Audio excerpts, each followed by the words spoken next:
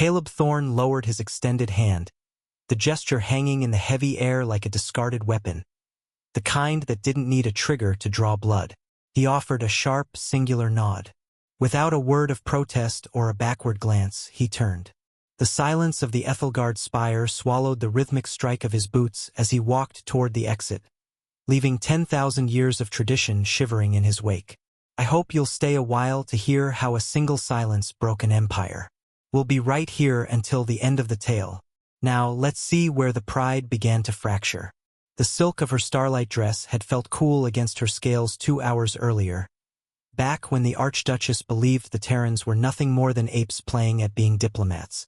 Vespera Nyx stood on the high dais of the great reception hall, her 4 eyes tracking the movement of the human delegation with a practiced, predatory indifference. They were small, blunt.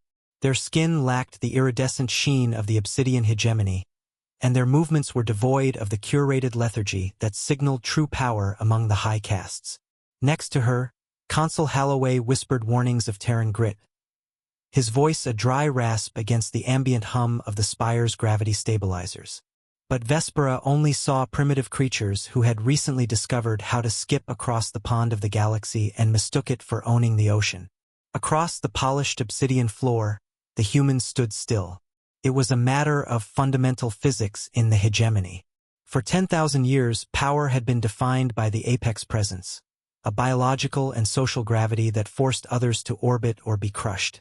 Vespera had been trained from her first molting to project this weight, to understand that dignity was a resource you extracted from others through their submission. The Terran standing before her, however, seemed to operate under a different set of laws. He didn't push back against her presence. He simply didn't acknowledge it as a force of nature. This was the core of the Terran Union's perceived arrogance. They carried their sovereignty internally, rather than demanding it from the room. The spire hummed. When Caleb Thorne approached the dais, he didn't look like a conqueror or a petitioner. He wore a suit of dark, matte fabric that seemed to drink the opulent light of the hall, contrasting sharply with the bioluminescent finery of the hegemony nobles. He stopped at the precise boundary of the royal circle. He didn't bow. He didn't offer the elaborate hand signals of the vassal states. Instead, he reached out a single, open-palmed hand, a handshake, the primitive Terran seal of equality. Vespera let the silence stretch until it became an insult. What would you have done in that moment of public shame? It's a heavy question, isn't it? Let's find out if Caleb's choice was the right one. My people have ruled these sectors since your ancestors were screaming at the moon, Vespera said, her voice amplified by the acoustic crystalline arches above. We do not touch the livestock. We certainly do not acknowledge the equality of apes who still rely on the crude acceleration of a railgun to defend their borders. You are here to beg for neutrality in the coming conflict, are you not? A ripple of cruel laughter moved through the hegemony ranks, a sound like dry leaves skittering over stone. Caleb's hand remained steady, a bridge offered across an abyss that Vespera refused to cross. He didn't flinch at the slur. He didn't look toward Sarah Vane, who stood 10 paces back with her hand hovering near the magnetic latch of her sidearm. Instead, he simply watched Vespera with eyes that held a terrifying level of neutrality. Kneel, human, the Archduchess commanded, leaning forward so the gems in her crest clicked together. Be grateful we allow you to breathe the filtered air of this spire. Perhaps then I shall consider your petition for trade. Nothing. Caleb Thorne did not kneel. He didn't even look angry. That was the most unsettling part for Vespera as she watched his pupils remain fixed and calm. Anger she understood. It was the currency of her people, a sign that the blow had landed. But this was a quiet, devastating realization that he was simply finished with the conversation. He retracted his hand with a slow, deliberate grace. He didn't argue the point of his species' worth. He didn't mention the boarding pod technology they had perfected or the respect they had earned in the outer rim. He just looked at his own palm for a fraction of a second, as if confirming it was still clean, and then he turned his back on the most powerful woman in the sector. Walking away was supposed to be a death sentence in the spire, but as the Terran delegation followed him out, their faces as unreadable as granite, Vespera felt the weight of 10,000 years of tradition begin to tilt. She had expected a fight. She had expected a plea. She hadn't expected to be dismissed. The tactical holograms in the spire's command center pulsed with a frantic, rhythmic crimson, the color of hegemony blood. Behind the bridge's reinforced viewport, the Archduchess watched as her nightmare unfolded in real time. A civilian freighter, carrying the scions of 3 high-ranking houses, had been caught in the gravitational wake of a syndicate raider fleet. For the hegemony, this was a disaster of optics as much as lives. Their apex presence had failed to deter the scavengers. Vespera gripped the edge of the console, her scales tightening until they felt like cold iron. She expected the Terrans to be long gone, already halfway to their primitive star system, laughing at the collapse of her dignity. Then, the Vanguard appeared on the long-range scanners. It didn't glide with the graceful, slow-burn elegance of an Imperial cruiser.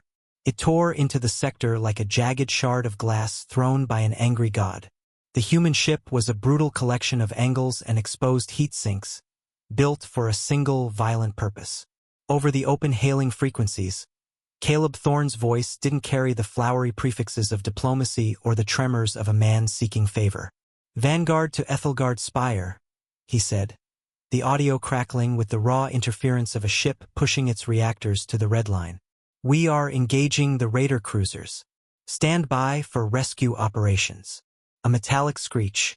The sound tore through the comms as the Vanguard executed a high-speed spin maneuver, its thrusters firing in precise, asymmetrical bursts that defied every textbook on orbital momentum Vespera had ever studied. It was a physics-defying dance of mass and inertia. The Terran ship rotated on its axis, bringing its primary railgun to bear. There was no flash of elegant plasma, just the invisible, kinetic scream of a slug traveling at a fraction of the speed of light. The lead raider's shields didn't just flicker. They shattered under the sheer, dumb weight of the impact.